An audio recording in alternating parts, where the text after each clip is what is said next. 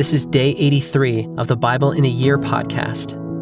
Our reading today is 1 Samuel chapter 5 through chapter 9, verse 10. If you have been enjoying this podcast, consider checking out our app. There you can pick from hundreds of listening plans, playlists, and passages that will help you explore the Bible in a new way. We hope you enjoy today's reading.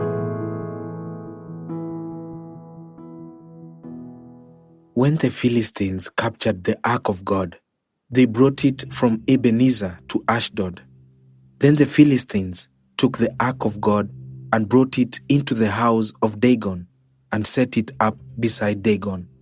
And when the people of Ashdod rose early the next day, behold, Dagon had fallen face downward on the ground before the ark of the Lord. So they took Dagon and put him back in his place. But when they rose early on the next morning, behold, Dagon had fallen face downward on the ground before the ark of the Lord. And the head of Dagon and both his hands were lying cut off on the threshold. Only the trunk of Dagon was left to him. This is why the priests of Dagon and all who enter the house of Dagon do not tread on the threshold of Dagon in Ashdod to this day. The hand of the Lord was heavy against the people of Ashdod, and he terrified and afflicted them with tumors, both Ashdod and its territory.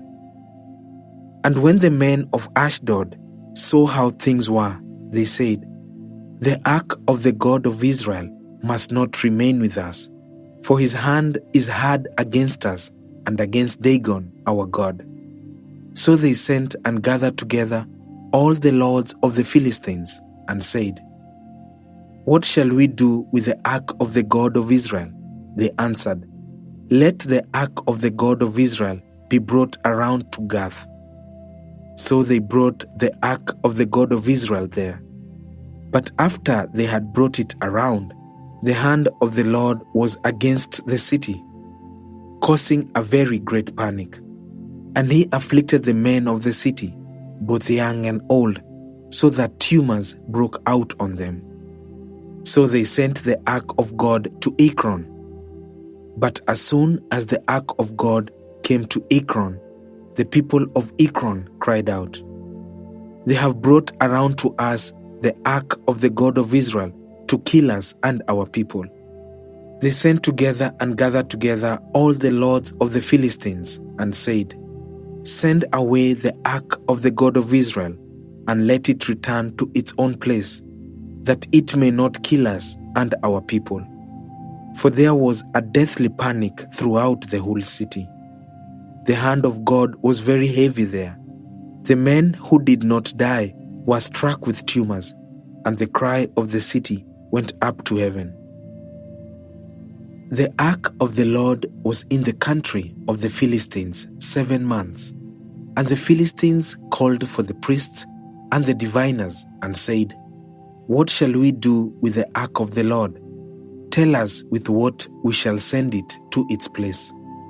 They said, "If you send away the ark of the God of Israel, do not send it empty, but by all means return him a guilt offering. Then you will be healed, and it will be known to you why his hand does not turn away from you." And they said, "What is the guilt offering that we shall return to him?" They answered, 5 golden tumors and 5 golden mice, according to the number of the lords of the Philistines. For the same plague was on all of you and on your lords. So you must make images of your tumors and images of your mice that ravage the land, and give glory to the God of Israel. Perhaps he will lighten his hand from off you and your gods and your land. Why should you harden your hearts as the Egyptians and Pharaoh hardened their hearts? After he had dealt severely with them, did they not send the people away, and they departed? Now then, take and prepare a new cart and 2 milk cows on which there has never come a yoke, and yoke the cows to the cart, but take their calves home, away from them. And take the ark of the Lord and place it on the cart, and put in a box at its side the figures of gold, which you are returning to him as a guilt offering. Then send it off and let it go its way, and watch. If it goes up on the way to its own land, to Bethshemesh, then it is he who has done us this great harm. But if not, then we shall know that it is not his hand that struck us. It happened to us by coincidence. The men did so, and took 2 milk cows and yoked them to the cart and shut up their calves at home. And they put the ark of the Lord on the cart and the box with the golden mice and the images of their tumors. And the cows went straight in the direction of Bethshemesh, along one highway, lowing as they went. They turned neither to the right nor to the left, and the lords of the Philistines went after them as far as the border of Bethshemesh. Now the people of Bethshemesh were reaping their wheat harvest in the valley. And when they lifted up their eyes and saw the ark, they rejoiced to see it. The cart came into the field of Joshua of Bethshemesh and stopped there. A great stone was there, and they split up the wood of the cart and offered the cows as a burnt offering to the Lord. And the Levites took down the ark of the Lord and the box that was beside it, in which were the golden figures, and set them upon the great stone.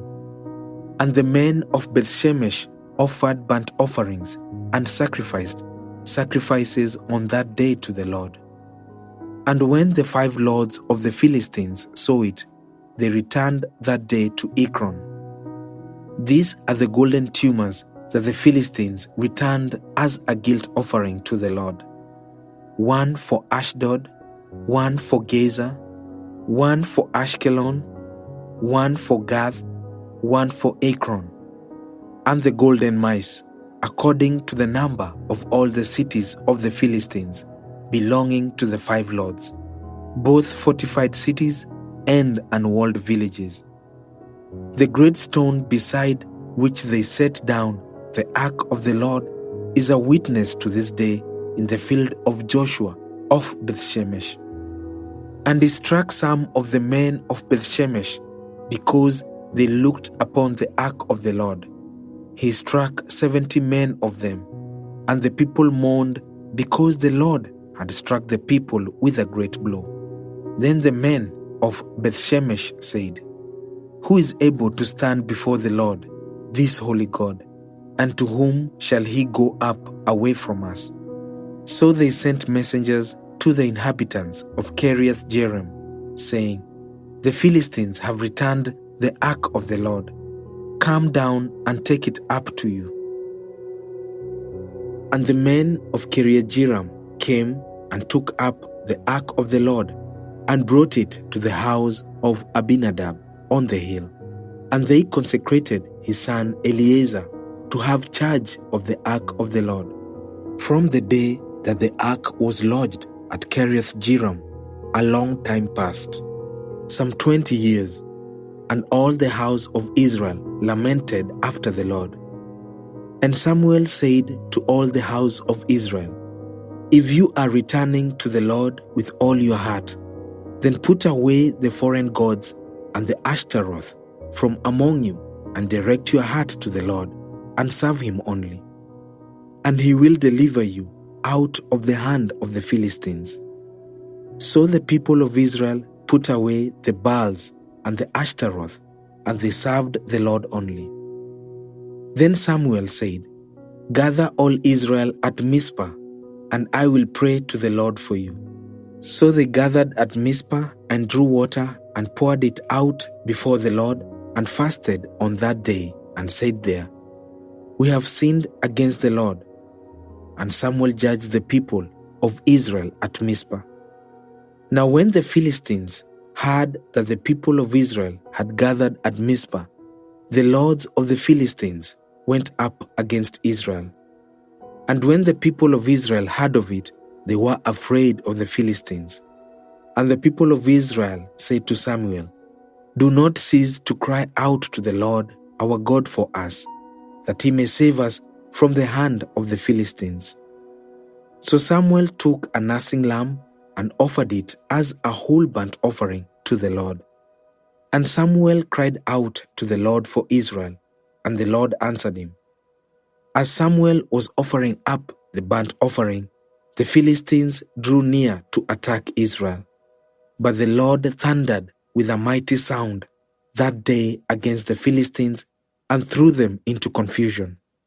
And they were defeated before Israel. And the men of Israel went out from Mizpah and pursued the Philistines and struck them, as far as below Bethkar. Then Samuel took a stone and set it up between Mizpah and Shen and called its name Ebenezer, for he said, "Till now the Lord has helped us." So the Philistines were subdued and did not again enter the territory of Israel. And the hand of the Lord was against the Philistines all the days of Samuel. The cities that the Philistines had taken from Israel were restored to Israel, from Ekron to Gath, and Israel delivered the territory from the hand of the Philistines. There was peace also between Israel and the Amorites. Samuel judged Israel all the days of his life, and he went on a circuit year by year to Bethel, Gilgal, and Mizpah. And he judged Israel in all these places. Then he would return to Ramah, for his home was there, and there also he judged Israel. And he built there an altar to the Lord. When Samuel became old, he made his sons judges over Israel. The name of his firstborn son was Joel, and the name of his second Abijah. They were judges in Beersheba. Yet his sons did not walk in his ways, but turned aside after gain. They took bribes and perverted justice.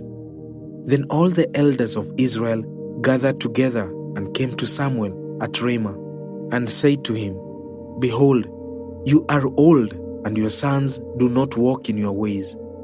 Now appoint for us a king to judge us like all the nations." But the thing displeased Samuel when they said, "Give us a king to judge us." And Samuel prayed to the Lord. And the Lord said to Samuel, "Obey the voice of the people in all that they say to you, for they have not rejected you, but they have rejected me from being king over them, according to all the deeds that they have done, from the day I brought them up out of Egypt even to this day, forsaking me and serving other gods. So they are also doing to you. Now then, obey their voice. Only you shall solemnly warn them and show them the ways of the king who shall reign over them." So Samuel told all the words of the Lord to the people who were asking for a king from him. He said, "This will be the ways of the king who will reign over you. He will take your sons and appoint them to his chariots, and to be his horsemen, and to run before his chariots. And he will appoint for himself commanders of thousands and commanders of 50s, and some to plow his ground and to reap his harvest, and to make his implements of war and the equipment of his chariots. He will take your daughters to be perfumers and cooks and bakers. He will take the best of your fields and vineyards and olive orchards, and give them to his servants. He will take the 10th of your grain and of your vineyards, and give it to his officers and to his servants. He will take your male servants and female servants, and the best of your young men and your donkeys, and put them to his work. He will take the 10th of your flocks, and you shall be his slaves. And in that day you will cry out because of your king, whom you have chosen for yourselves. But the Lord will not answer you in that day." But the people refused to obey the voice of Samuel, and they said, "No, but there shall be a king over us, that we also may be like all the nations, and that our king may judge us and go out before us and fight our battles." And when Samuel had heard all the words of the people, he repeated them in the ears of the Lord. And the Lord said to Samuel, "Obey their voice and make them a king." Samuel then said to the men of Israel, "Go, every man to his city." There was a man of Benjamin whose name was Kish, the son of Abiel, son of Zerah, son of Bechorath, son of Aphiah, a Benjaminite, a man of wealth. And he had a son whose name was Saul, a handsome young man. There was not a man among the people of Israel more handsome than he. From his shoulders upward, he was taller than any of the people. Now the donkeys of Kish, Saul's father, were lost. So Kish said to Saul his son, "Take one of the young men with you, and arise, go and look for the donkeys." And he passed through the hill country of Ephraim, and passed through the land of Shalisha, but they did not find them. And they passed through the land of Shalem, but they were not there. Then they passed through the land of Benjamin, but did not find them. When they came to the land of Zaph, Saul said to his servant who was with him, "Come, let us go back, lest my father cease to care about the donkeys and become anxious about us." But he said to him, "Behold, there is a man of God in this city, and he is a man who is held in honor. All that he says comes true. So now let us go there. Perhaps he can tell us the way we should go." Then Saul said to his servant, "But if we go, what can we bring the man? For the bread in our sacks is gone, and there is no present to bring to the man of God. What do we have?" The servant answered Saul again, "Here, I have with me a quarter of a shekel of silver, and I will give it to the man of God to tell us our way." Formerly in Israel, when a man went to inquire of God, he said, "Come, let us go to the seer," for today's prophet was formerly called a seer. And Saul said to his servant, "Well said, come, let us go." So they went to the city where the man of God was.